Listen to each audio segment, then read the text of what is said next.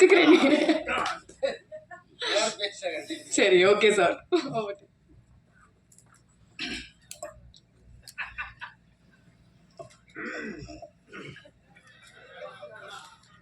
எல்லாருக்கும் வணக்கம். அப்புறம் எல்லாருக்கும் நன்றி. யார் வந்துடக்கூடாதுன்னு நினச்சுன்னா அந்த 2 பேரும் வர வச்சிட்டாங்க. இவனுக்குலாம் தெரியாமல் தான் அந்த நிகழ்ச்சி நடக்கணும்னு நினச்சேன். அபிஷேக் வேறு எனக்கு சர்ப்ரைஸு. ஏயா இப்படி ஒரு சர்ப்ரைஸாக ஒருத்தர் கொடுப்பான். நீ காலைல தான் சொல்கிறேன். ஒரு சர்ப்ரைஸ் இருக்குது. முக்கியமான 2 செலிப்ரிட்டிஸ் வராங்க. உங்களுக்கு வந்து வாழ்த்து சொல்கிறதுக்கு. ஐயோ அப்படின்னு இவங்க தான் நினச்சேன். கரெக்டாக அவங்க 2 பேரும் பேரையும் சொல்லிட்டேன். ரொம்ப பெருமையாக. தம்பி, உங்களோட 2 பேர் ஃபோட்டோ என்கிட்ட இருக்குது, மறந்துடாதீங்க. அதை உங்களுக்கு அனுப்பிச்சி வச்சுருக்கிறேன். இன்னும் பத்திரமா அதை லைக் போட்டு வர வச்சுருக்கிறேன். எப்போ வேணாலும் மீடியாவில் போஸ்ட் பண்ணிடுவேன். தெரிஞ்சுக்கிங்க. சோசியல் மீடியாவில் அதை மனசில் வச்சுட்டு பேசுங்க. இனிமேல் மேடையில் பேசினேன் என் வயசை பற்றி இல்லாமல் நீங்கள் விமர்சனம் பண்ணுறீங்க. இருக்கட்டும். ஏண்டா அவர் யதார்த்தமாக ஒரு அப்பா ரோல் கொடுத்தாங்கன்னு வெள்ளடிச்சுன்னு நடித்தா உடனே எனக்கு 60 வயசுன்ற ஒருத்தன், ஒரு 58 வயசுன்றான். தம்பி, எனக்கு ஒரு வாய்ப்பு கிடைக்காம போயிடும். இல்லை இருக்கு, நான் வெயிட் பண்ணுறேன். ஆனால் ஏதாவது ஒரு சூழ்நிலையில் அந்த ஃபோட்டோவை நான் போடுறேன்டா. இருந்தாலும் நீங்கள் வந்ததுக்கு ரொம்ப நன்றி 2 பேருக்கும்.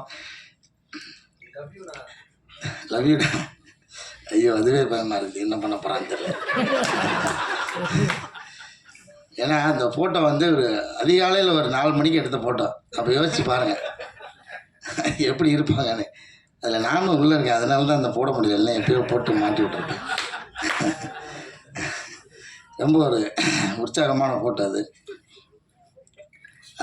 முதல்ல எஸ்ஆர் பிரபு சார் ரொம்ப நன்றி. ஏன்னா ஒரு படம் வந்து இது எப்படிப்பட்ட படம்ன்றதை நீங்கள் வாங்கினோடனே எல்லாருக்கும் அது தெரிஞ்சிருச்சுன்னு நினைக்கிறேன். ஸோ எல்லாருக்கும் ஒரு நம்பிக்கை முதல்ல வந்திருக்கும். அதுக்காக முதல்ல உங்களுக்கு நன்றி சார். ஏன்னா நீங்கள் நல்ல படங்களுக்கு சப்போர்ட் பண்ணுவீங்க. அந்த வகையில் இந்த படத்துக்கு சப்போர்ட் பண்ணது ரொம்ப நன்றி. அடுத்தபடி சத்யராஜ் சார், அவர் இன்றைக்கி வரல. அவருக்கு ரொம்ப ரொம்ப நன்றி. ஏன்னா படம் நாங்கள் ஒரு முடிகிற ஸ்டேஜில் தான் வந்து டைரக்டர் வந்து அப்ரோச் பண்ணார். எந்த தயக்கமும் இல்லாமல் படத்தில் கொஞ்சம் எடுத்த வரைக்கும் போட்டு காமிச்சு அவர் பார்த்துட்டு அவர் பிடிச்சி இது நடித்தது ரொம்ப ரொம்ப சந்தோஷம். ரொம்ப நன்றி சார் இந்த மேடையில் உங்களுக்கு. அப்புறம் வடிவேல் சாருக்கு ரொம்ப நன்றி. ஏன்னா எனக்கு தெரிஞ்சு அவர் நடிக்காமல் முதல் முறையாக பாடுறாருன்னு நினைக்கிறேன். ஸோ அது வந்து எங்களுக்கு கிடைச்ச ஒரு பெரிய வாய்ப்பாக நினைக்கிறோம் நாங்கள். இந்த நேரத்தில் உங்களுக்கு நன்றி சொல்லிக்கிறேன் சார். அப்புறம் வந்து நிறைய பேர் விட்டுட்டேன்னா எல்லோரும் சொல்கிற மாதிரியே மன்னிச்சிருங்க. அபிஷேக் ராஜா எனக்கு இந்த படத்துக்கு வந்து கனெக்ட் பண்ணி விட்டு தான் வந்தான். ஒரு நாள் ஃபோன் பண்ணி, ஐயா ஒரு கதை ஒன்று கேட்கணும், எப்படின்னு சொல்லுங்க, நான் அந்த டைரக்டர் சொல்கிறேன் அப்படின்னு சொன்னார். அப்புறம் அந்த கதையை போய் கேட்டேன். ஆனால் அந்த கதை மீட்டிங் பாயிண்ட்டு, அந்த இடமே வந்து எனக்கு ரொம்ப பிடிச்சிருந்தது. ஏன்னா டைரக்டரோட வீட்டுக்கு கூப்பிட்டுருந்தார். ஸோ ஒரு தயக்கம் இல்லாமல் வீட்டுக்கு கூப்பிட்டு, ஒரு தொழில் சார்ந்து நான் பெரும்பாலும் நான் வீட்டில் யாரையும் கூப்பிட்டு சந்திச்சதில்லை. நான் வெளியில் எங்கேயாவது ஒரு புது இடத்துல என்னோடய அலுவலகத்தில் அப்படி தான் சந்திப்பேன். ஸோ வீட்டுக்கு கூப்பிடும்போது எனக்கு ஒரு நெருக்கம் இருந்துச்சு அதில். அப்போது ஃபஸ்ட்டு நான் போனது வந்து கொஞ்சம் தயங்கிட்டு தான் போனேன். ஏன்னா இப்படி இந்த மெயின் லீடு அப்படின்லாம் சொல்லிட்டா நம்மள இந்த குணச்சித்திர கதாபாத்திரத்துக்கு கூப்பிடாமல் போயிடுவாங்கன்னு ஒரு பயம். அதுக்காக இது பண்ணலாமா வேணாமான்ற ஒரு தயக்கம் தான். பட் இந்த படம் அப்படி மெயின் லீடு அப்படின்னு இருக்காது. எனக்கு தெரிஞ்சு இது எல்லா கேரக்டர்ஸும் ஒரு பில்லராக இருக்கும். இந்த கதை அப்படி இருக்கும்.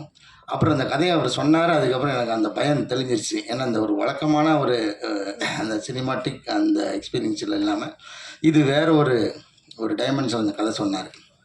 அது எனக்கு வந்து ரொம்ப பிடிச்சிருந்துச்சு. ஏன்னா அவர் ஒரே அந்த கதை சொல்ல ஆரம்பிக்கிறதுக்கு முன்னாடி ஏன் இந்த கதையை நான் எழுதினேன்னு சொல்கிறேன் அப்படின்னு சொன்னார். ஏன்னா ஒரு அப்பா அந்த குடும்பத்துக்காக உழைச்சிட்டே இருக்கார். இது வரைக்கும் ரெகுலரான கதை தான். அவர் என்ன உணர்வை சொல்ல வந்தார்ன்றது எனக்கு பயங்கரமாக நச்சுன்னு அப்படி அடிச்சிருச்சு. ஏன்னா ஒரு டீனேஜ் வரைக்கும் பசங்க வந்து ரொம்ப அந்த ஸ்பரிசத்தோடையே இருப்போம். அப்பா மேலே உருண்டு பருண்டு விளையாடிக்கிட்டு அந்த மாதிரியான அந்த ஸ்பரிசத்தோடையே வளர்ந்துக்கிட்டே இருப்பாங்க. ஒரு டீனேஜுக்கு அப்புறம் அது பையனோ பொண்ணோ கொஞ்சம் கொஞ்சமாக அந்த அப்பாவோட உடம்புலேருந்து கொஞ்சம் கொஞ்சமாக விலக ஆரம்பிப்பாங்க.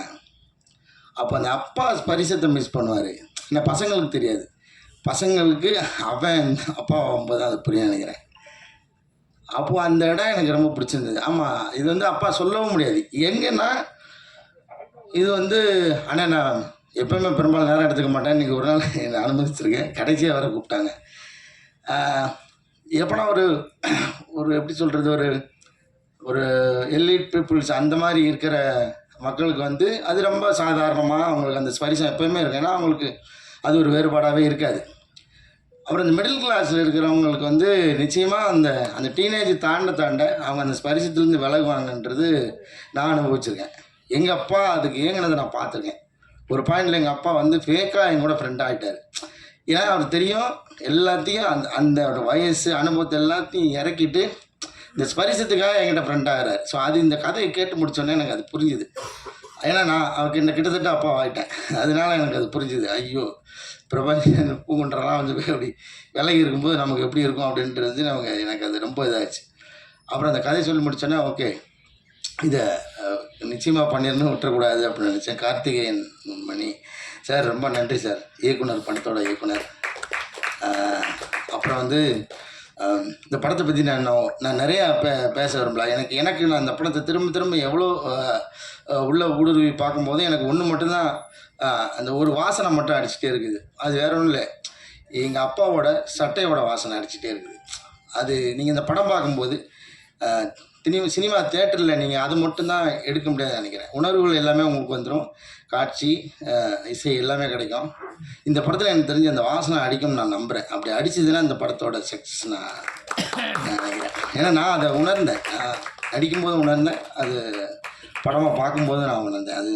அது ரொம்ப அபூர்வமாக நடக்கிற நிகழ்வு. ஏன்னா ஒரு படத்துக்குள்ளேருந்து ஒரு வாசனை அடிக்கிறதுன்றது ரொம்ப அபூர்வம். இந்த படத்தில் அது நடக்கும்னு நம்புகிறேன். ஸோ அதுதான் இந்த படத்தை பற்றி நான் சொல்லணும்னு நினைக்கிறது.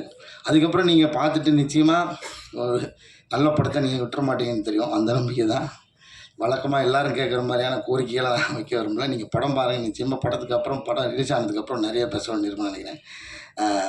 எல்லோரும் வந்ததுக்காக முதல்ல ரொம்ப நன்றி. அப்புறம் ஆனந்த் ஜிகே, எங்கள் படத்தோட சினிமாட்டோகிராஃபர், ரொம்ப எளிமையான சினிமாட்டோகிராஃபர். எப்படி இந்த கதையை ஒரு கதைக்கு எப்படி துருத்திடக்கூடாதோ, ஒரு தடவை இதே மேடையில் தான் பாலமந்திர சார் சொன்னார், ஒரு சினிமாட்டோகிராஃபியும் மியூசிக்கும் அப்படின்னா ஒரு என்னை பாரு, என் திறமையை பாருன்னு வெளியில் துருத்தி தெரிஞ்சிடக்கூடாது. அது அந்த கதைக்குள்ளே முங்கியே இருக்கணும்.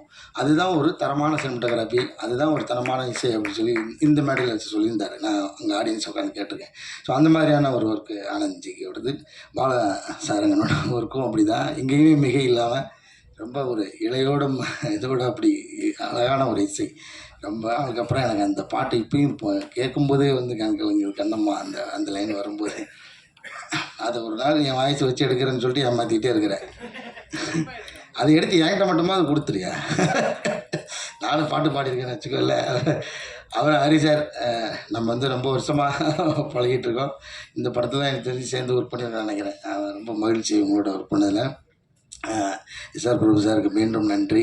ஏன்னா நம்ம ஆர்டராக பார்த்துட்டே பேசிட்டு வர்றதுனால அது மிஸ் ஆகக்கூடாது. ரோஷினி, உங்களோட ஒர்க் பண்ணதில் எனக்கு ரொம்ப ரொம்ப மகிழ்ச்சி. நீங்கள் ஒரு யதார்த்தமான நடிகை, எனக்கு ரொம்ப பிடிக்கும் உங்களோட நடிப்பு. ஸ்னேகன் சார், உங்களோட பங்களிப்பு எங்களுக்கு வந்து எப்படின்னா, கலையரசனாமெல்லாம் சொன்ன மாதிரி நாங்கள் உங்களோட சேர்ந்து ஒர்க் பண்ணும்போது அதில் நீங்கள் எனக்கு என் அண்ணன் சொன்னது எனக்கு ரொம்ப சந்தோஷமாக இருந்தது. ஏன்னா நான் நிச்சயமாக உங்களோட சின்ன பையன் தான் நினைக்கிறேன் சார். இருந்தாலும் நீங்கள் உங்களோட இந்த படத்தில் நீங்கள் எங்களோட இருக்கிறது எங்களுக்கு ரொம்ப பெருமையாக நினைக்கிறேன் சார். ரொம்ப தேங்க்ஸ். ஷெல்லி, வந்து உங்களுக்கு வந்து இப்போ தான் ஷெல்லின்னு கூப்பிட்றதுக்கு எனக்கு தைரியம் வந்திருக்கு. ஏன்னா கூட நடிக்கும் போதெல்லாம் கொஞ்சம், ஏன்னா படத்துக்குள்ளே வேறு எந்த வகையான மொத்த காட்சிகள், நெருக்கமான காட்சிகள் எதுவுமே இல்லை. ஸோ அப்படின்னும்போது நம்ம நெருங்கி பழகிறதுக்கும் வாய்ப்பு இல்லை, ஒரு டிஸ்டன்ஸ்லேயே தான் இருக்கிறோம். நான் கொஞ்சம் அண்ணாந்து பார்த்து பேசிட்டேன் சார். இவனுங்க கீழே இருக்க, அதாவது திருவிழாலெல்லாம் இந்த கச்சேரி நடந்துகிட்டு இருக்கும்போது 2 கேரக்டர் எந்திரிக்கும் தெரியுமா நடுவில், அது மாதிரி கூப்பிட்டு நடுவில் போட்டி வச்சுட்டு என்ன பேச வைக்கிறீங்க. சரி, அப்போ சொல்ல வந்த குறைய சொல்லவே முடியாது. அப்படி இருந்து கொஞ்சம் டிஸ்டன்ஸாகவே இருக்கிற மாதிரியான எழுதிட்டார் டைரக்டர் சார். அதனால் அப்போ நான் வந்து மேடம்னே சொல்லிகிட்டே இருந்தேன். அப்புறம் வந்து ஒரு நாள் அவங்க வந்து என்னை திட்டி, நீ மேடம் சொன்னால் நான் உன்னை சாருன்னு தான் சொல்லுவேன், எப்படி நான் காலின்னு கூப்பிட்னா நீ என்னை செல்லின்னு கூப்பிடு, அவ்வளோதான். நீ என்னை செல்லியாக நினச்சா செல்லின்னு கூப்பிடு, யாரோ ஒரு மேடம் நினச்சா மேடம் கூப்பிட்னாங்க, சரி அன்னிலேருந்து நான் செல்லின்னு கூப்பிட்றேன். ரொம்ப மகிழ்ச்சி உங்களோட ஒர்க் பண்ணதில். ஆரம்பத்தில் எனக்கு கொஞ்சம் பயமாகவே இருப்பேன். ஏன்னா நம்ம எப்படி இந்த வெள்ளையாக இருக்கிறவன் பொய் சொல்ல மாட்டான்ற மாதிரி நான் வேறு எந்த இதை பற்றி பேச வரல. இருந்தாலும் சொல்லிடுறேன். மலையாள நடிகர்கள்னால் கொஞ்சம் அவங்க பயங்கரமாக நடிப்பாங்க அப்படின்னு ஒன்று இருக்குல்ல, அப்படின்னு தான் நம்ம நிறையா பழகியிருக்கோம். அந்த படம் சுமாராக இருந்தால் கூட மலையாள படம் தான் அது சூப்பராக இருக்கும்னு நினச்சிக்கிட்டே போய் பார்க்குறது ஒன்று இருக்குல்ல, அதுக்குன்னு ஒரு ரிவ்யூ ஒன்று இருக்குது. ஸோ மலையாளத்துலேருந்து எப்படி பிடிக்கிறாங்க, மலையாளத்தில் என்ன மாதிரி கண்டென்ட் நிச்சயமாக எல்லா ஊர்லேயும் இருக்குது. அதில் நிறைய ஓடுற படம், நல்ல கண்டென்ட் படம் தான் நம்ம கண்ணுக்கு தெரியுது. அங்கேயும் சில சுமாரான படங்கள்லாம் நான் பார்த்துருக்கேன். அந்த அந்த ஒரு சின்ன பயத்துலேருந்து தான் நான் அவங்கள அணுகினேன். ஏன்னா மலையாள நடிகர்லாம் பயங்கரமாக பர்ஃபார்ம் பண்ணுவாங்க. ஆனால் அவங்க ஆப்வியஸாக பயங்கரமாக பண்ணாங்க தான், இல்லைன்னு சொல்லலை. எனக்கு என்னென்னா அந்த சவால்லேருந்து தடுக்கி விழுந்துடக்கூடாது, அது எப்படியாவது எதிர்கொண்டு அவங்களோட சேர்ந்து பயணிச்சணுன்ற அந்த ஒரு டாஸ்க் இருந்தது. அது இருந்தது ரொம்ப நல்லதாக இருந்துச்சு. இன்னும் யதார்த்தமாக நம்ம அதை பண்ண முடிஞ்சிச்சு. ரொம்ப நன்றி உங்களுக்கு. விஸ்வா, ரொம்ப தேங்க்யூடா. உன்னோட ஒர்க் பண்ணது எனக்கு ரொம்ப மகிழ்ச்சி. ஐயா எடிட்டர் ஐயா பேச மாட்டார், அவருக்கு கை மட்டும் தான் வேலை செஞ்சுட்டே இருக்கோம். அவர் சொன்ன மாதிரி அந்த ஃபர்னிச்சராகவே ஆகிட்டார் அந்த ஆஃபீஸில். நீங்கள் போய் போகலாம், ஒரு ஓரமாக ஒட்டிக்கிட்டே இருப்பார். அவருக்கு மகிழ்ச்சி. கீதா மேடம் ரொம்ப நன்றி மேடம் உங்களோட ஒர்க் பண்ணது. சாம்சனா, உங்கள் டைமிங்லாம் பயங்கரமாக இருக்கும். இந்த படத்தில் உங்களை அந்த மாதிரி ஸ்டைலில் பண்ண விடாமல், ஆனால் ஒரு ரொம்ப யதார்த்தமான ஒரு ரோல் பண்ண வச்சுருந்தாங்க. அது எனக்கும் உங்களோட ஒர்க் பண்ணது ரொம்ப மகிழ்ச்சி. அபிஷேக் ராஜா போயா, இதில் வேறு ஒரு பதவி அவனுக்குது, கிரியேட்டிவ் ப்ரொடியூசர். ஆனால் அதையும் மீறி வேலை பார்த்துக்கிறேன். உன்னோட உழைப்புக்காக இந்த படம் உனக்கு பெரிய பேர் வாங்கி தரும். எங்கள் டீம் பற்றி நான் பெருமையாக பேசுகிறதுக்கு ஒன்றும் இல்லை. இருந்தாலும் மறுபடியும் எல்லாருக்கும் நன்றி. வந்தவங்களுக்கெல்லாம் திரும்பவும் ஒரு நன்றி சொல்லிக்கிறேன். Thank you so much.